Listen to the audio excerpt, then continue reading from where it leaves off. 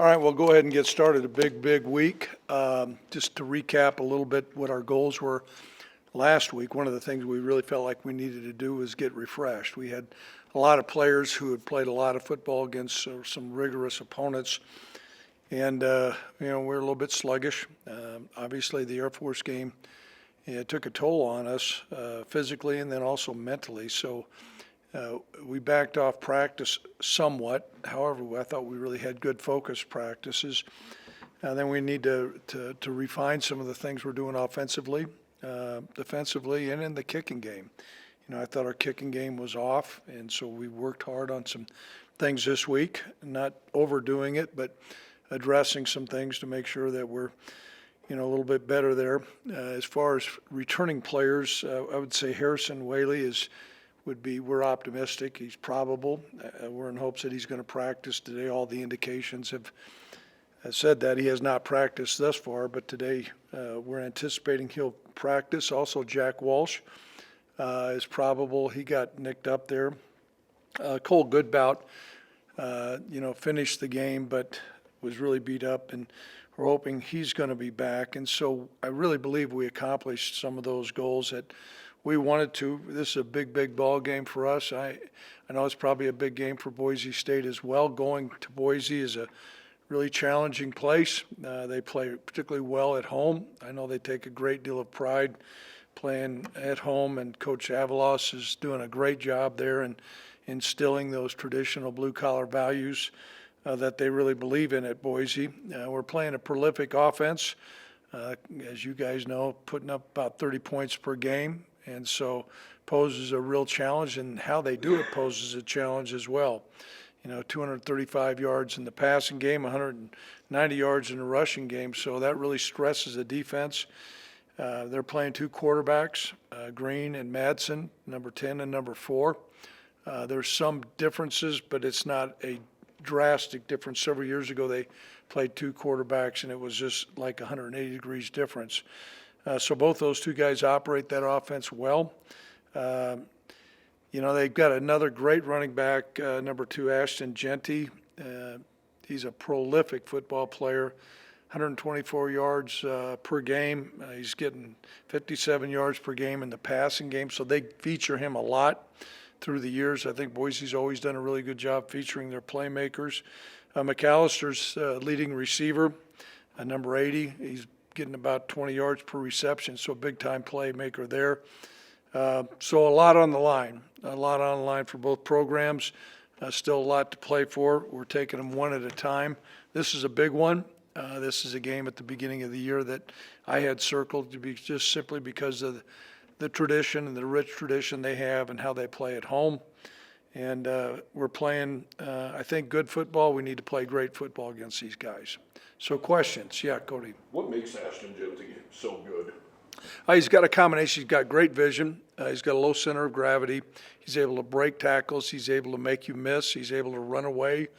So all the things, and then, like I said, they utilize him in the passing game as well. So they feature him. Whenever he has a football, it's very rarely does one guy bring him down. We're going to have great pursuit angles, prevent the big play, the explosive play, and make sure we got a lot of hats around the football. And so he's a big-time player. And, I don't know where Halani, he played in the first game, I believe, and, whether he's back, we've had a challenge with him as well. But this number 2 is for real. I mean, he's garnering, I know, a lot of national recognition, and that's well-deserved.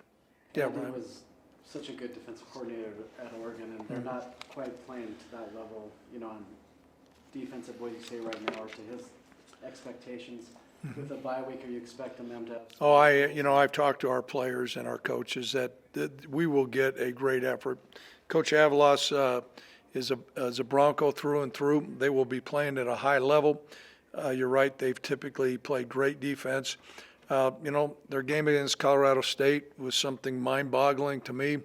I mean, if you just did a number crunch, they said, I don't know, it was a 99.9% chance of winning, and all those things occurred. So I've coached long enough. Whenever that ball goes in the end zone, I'm always holding my breath, and it was a heck of a play, but I'm sure they'll bounce back. If Whaley is able to return this weekend, I mean, what kind of boost does that provide for this offense? Well, I think, against Air Force, we ran the ball some, but really Andrew was probably our most effective runner. And we threw the ball particularly well.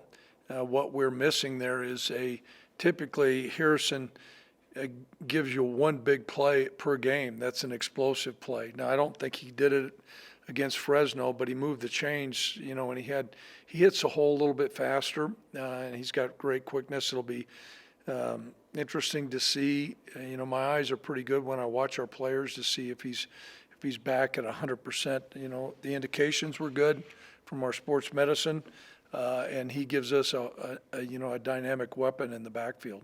What has made Albertson Stadium such a house of horrors for not only your team, but almost every team? Well, I think, on the list? I think Cody, through the years, War Memorial Stadium's a tough place to play as well. I just think they have played really well at home.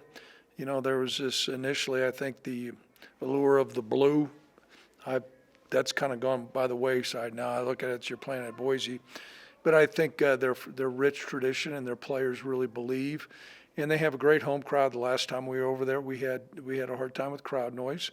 And they're passionate fan base, and their players play off that energy. With a lot of players that haven't been there yet, have you talked to them about, this is a team that is you guys have been able to beat them once in history. Once in history here. You're the only coach that ever beat them from Wyoming. Thanks for telling me that, Tracy. Well, I think that's. Well, no, you know what? This is a program that, through the years has a reputation as a giant killer and a dominant football team.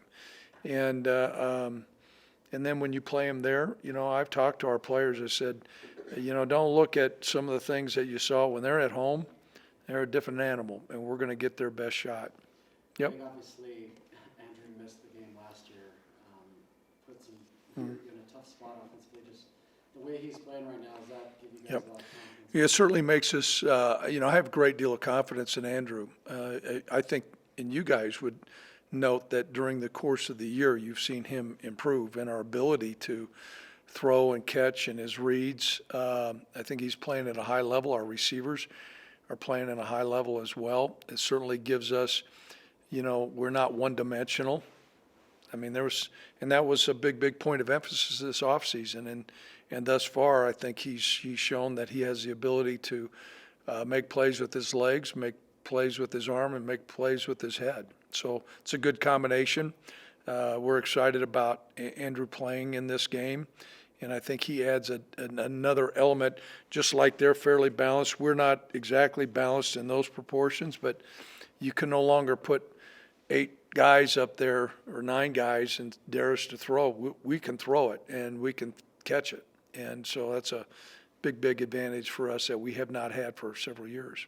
What do you think has contributed the most to Andrew's improvement, especially on the efficiency side of things? I think our system is not a simplistic system, and I'm not saying other offenses are, but our offensive system is much more complex. It is a true pro-style system. As a result of that, Andrew and I have spent some time talking. He's much more comfortable. Everything, the game's slowing down from him for putting us in the right run checks, the right protection checks, his progression on his reads. He's gotten stronger as the year's gone along, and I think he's just playing with a lot more confidence. For us to have a chance to win, he's going to need to play his best game. I asked him this morning how he felt. He felt great. He had a great weekend.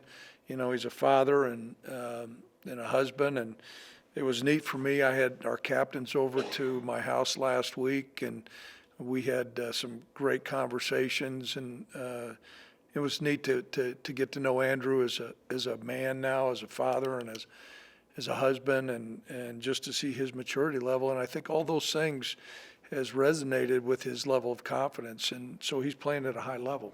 Well, and how important is it for him to keep up his efficiency and smart decisions? Well, like I said, he's going to need to play well. We're not going to say, okay, the whole game is decided by how he plays.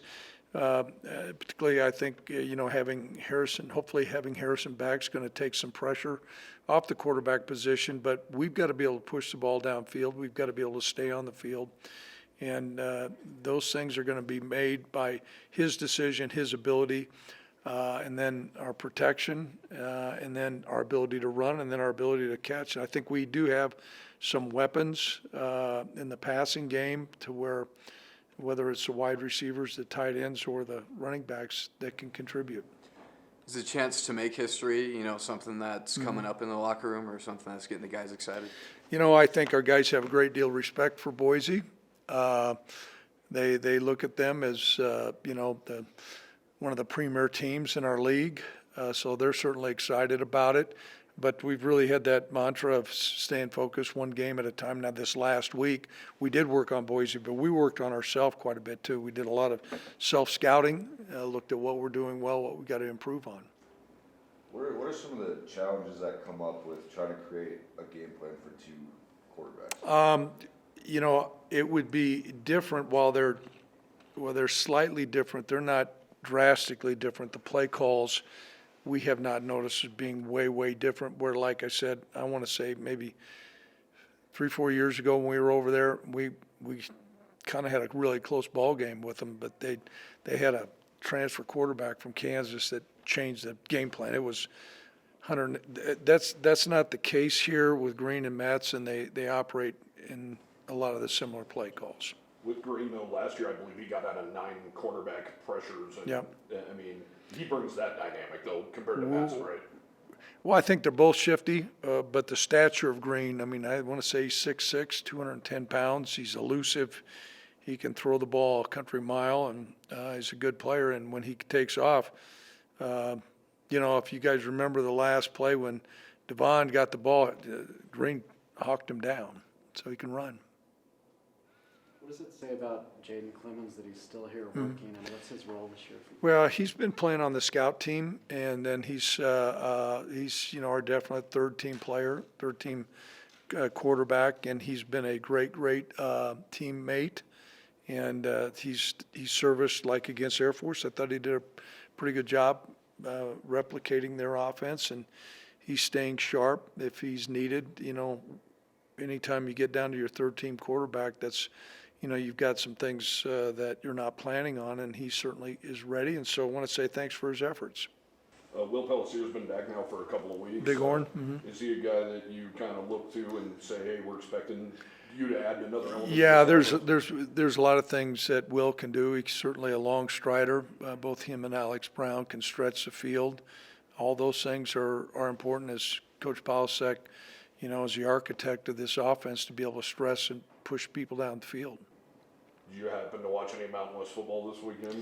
I watched a little bit. I did. Yeah, I watched a little bit, and it's a competitive league, and I believe everything's still up for grabs, and especially how they have slotted the teams this year. I think that really makes a big difference. And Air Force came up with a big win over Navy. And this is going to be a big game for our program as well. We're in a different place, guys, than we've been. I think you guys all know that. And I think we're a different team. We're a better football team. How good we can be is going to come down the stretch. We had that bye at that time. Now we got to hump up and really put the pedal down, and this is going to be a big challenge for us. But I think our football team's capable of playing well.